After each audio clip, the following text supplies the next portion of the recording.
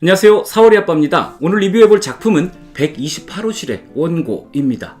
2020년에 출간이 되었고요. 저자는 카티 보니당, 출판사는 한스미디어, 페이지수는 320페이지입니다. 오늘은 독특한 설정의 서간체 소설을 소개하겠습니다.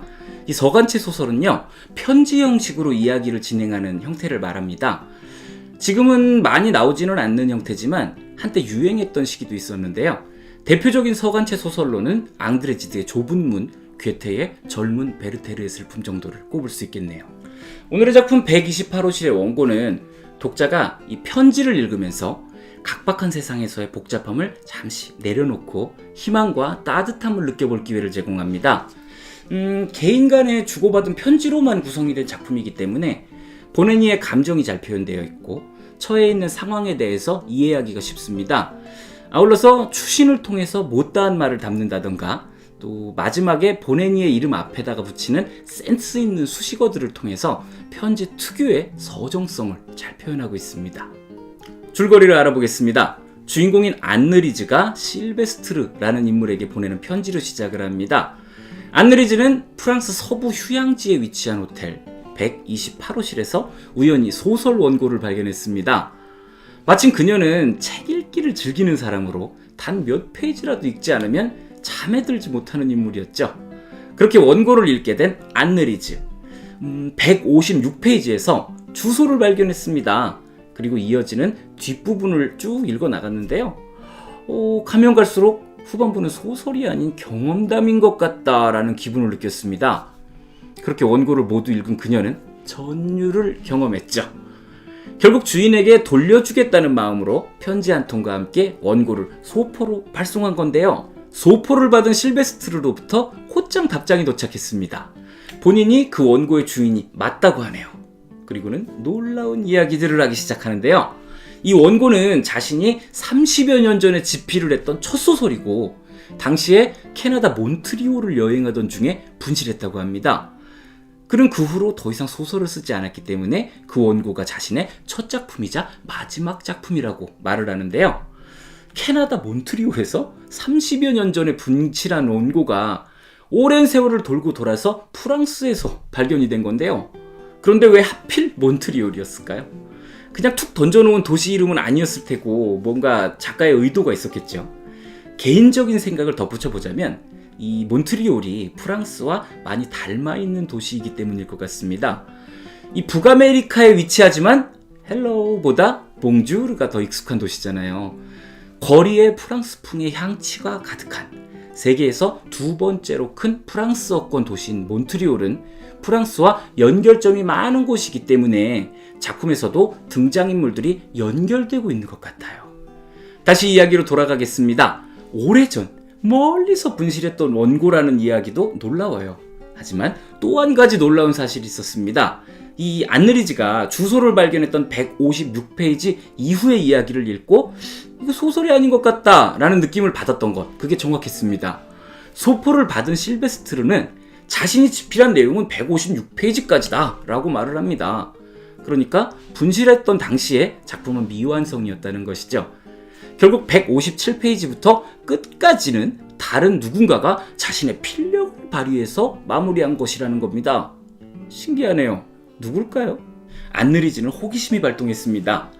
그게 누군지 알아내고 싶어졌죠. 결국 원고를 발견한 호텔과 인연이 닿는 친구에게 부탁을 해서 그동안 128호실에 묵었던 투숙객 정보를 얻어서 글쓴이를 찾아 헤매기 시작합니다. 이제 30여 년간 원고를 거쳐간 사람들과 주인공 간의 편지들을 보여주는데요. 본격적으로 지난 이야기들이 펼쳐지면서 큰 감동과 삶을 이끌어갈 따뜻한 에너지를 전하기 시작합니다. 그 오랜 시간 동안 폐기되지 않고 돌아다니다가 주인에게 돌아간 원고. 이 원고는 잠깐이라도 그 원고를 소유했던 이들의 인생을 바꾸어 놓았다고 하는데요. 과연 어떤 사건들이 있었던 걸까요? 주인공은 원고로 완결한 사람을 찾아낼 수 있을까요? 자세한 내용은 책을 통해서 확인해보세요. 오늘의 작품 128호실의 원고는 실화를 바탕으로 한 작품이라고 합니다. 인명, 지명만 바꿨을 뿐이라고 하는데요. 이 책의 도입부에 이 내용이 실화를 바탕으로 한다라는 말이 써 있을 때는 그냥 휙 지나갔어요. 그러다가 작품을 다 읽고 나서 앞장을 다시 들춰보다가 실화라는 말을 다시 보니까 더 여운이 남더라고요. 주인공 안느리즈가 우연히 발견한 원고는 많은 사람들을 거쳤습니다. 어떤 남성에게는 사랑하는 여인을 만나게 해줬고요. 또 어떤 남성에게는 소원해졌던 자식들과의 관계를 회복하게 해줬죠. 친구를 얻은 사람도 있습니다. 그리고 원작자인 실베스트르는 30년 만에 잃어버린 원고와 함께 첫사랑도 되찾았어요. 아울러서 이 모든 사연을 찾아서 직접 움직였던 주인공 안느리즈도 우정을 나눌 친구들이 생겼습니다. 그러기 위해서 얼마나 많은 편지들을 주고받았을까요? 책의 차례를 보면 알 수 있는데요. 이만큼입니다. 많죠? 320페이지짜리 책에 편지가 이만큼 담겼다는 건 각각의 편지가 짤막하다는 얘기입니다. 가독성 면에서도 좋은 점수를 주고 싶습니다. 저는 이 이야기가 서간체 소설이기 때문에 더욱 큰 감동을 줄 수 있었다는 생각이 듭니다. 우연히 원고를 발견하고 주인에게 돌려주고 미완성의 원고를 마무리한 누군가를 찾아가는 과정, 이거는 다른 형식으로도 충분히 쓰여질 수 있겠죠. 하지만 이만큼 서정적인 작품을 완성하기는 힘들었을 겁니다. 이 편지라는 매체를 활용한 서술 방식은 정말 신의 한 수였어요. 요즘처럼 언제든 상대방과 연결될 수 있는 세상에서 이 편지만이 갖는 감성은 점점 더 커지고 있습니다. 물론 이메일이 있지만 절대로 손편지를 대체할 수는 없는 부분이 있습니다. 저도 카톡이나 메신저를 통해서 대화를 나누는 것들은 일상처럼 지나가 버립니다. 하지만 이메일을 통해서 개인적으로 주고받았던 내용들은 특별히 메일함을 이렇게 따로 만들어서 보관을 하고요. 가끔 열어보기도 합니다. 구독자님들과 주고받았던 편지들도 다 보관 중이에요. 그런데 무려 손편지랍니다. 작가는 그런 특징을 아주 잘 살려서 이야기를 풀어갑니다. 편지를 쓴 사람이 바뀜에 따라서 말투도 바뀌고요. 편지 스타일도 변하고 있어요. 그렇기에 더욱 몰입해서 작품을 감상할 수 있었습니다.